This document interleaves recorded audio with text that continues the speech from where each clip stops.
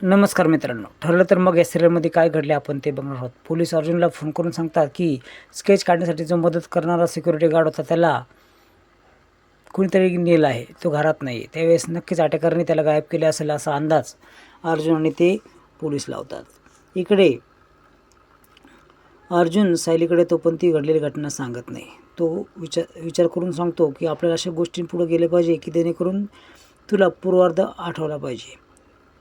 त्यावेळेस तिला आठवतं की प्रतिभा तरेल नाही ज्या ज्या गोष्टी दाखवल्या त्याच्यानंतर तिला मायेची ऊब भेटलेली असते, तन्वीची आठवण झालेली असते आणि अर्जुन देखील हेच करायचं ठरवतो.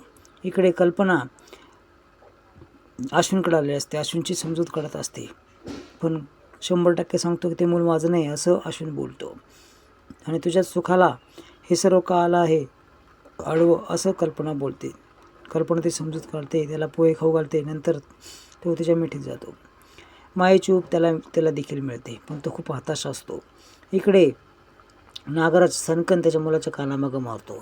सायलीच्या वाटेल जाऊ नको, ते खूप डेंजर लोक आहेत, तुझ्यावर विरोधात अचानक एवढे पुरावे उभा करतील की तूही माझ्यासमोर इथे येऊन बसशील, तुला देखील जेल होईल. त्यावेळेस असं काही करणार नाही पप्पा, तो असं बोलतो. इकडे महिपतकडं ती मुलगी आलेली असते आणि आश्रमासाठी खूप खर्च करायचा आहे. त्यावेळेस अन्नछत्र चालू करूयात अशी सूचना तो महिपत बोलतो. त्यानंतर सचिन डोकं लावतो की या ठिकाणावर आपल्याला पैसा निर्माण करायचा चान्स आलेला आहे. महिपत ज्यावेळेस जातो त्यावेळेस सचिन त्या मुलीशी बोलतो आणि यात माझा देखील फायदा होणार आहे असं ती मुलगी बोलते. आता याच्यामध्ये आपण वरची मला आरामशीर काढू शकतो असा तो विचार करतो. आता सायली समोर हा काही वेगवेगळ्या गोष्टी आणतो. त्याच्यामधूनच एक त्यांना लक्षात येतं की आपण आईस्क्रीम खायचो. त्यावेळेस आईस्क्रीम खाताना अक्षरशः सायलीला पुढच्या एपिसोडमध्ये दिसतं.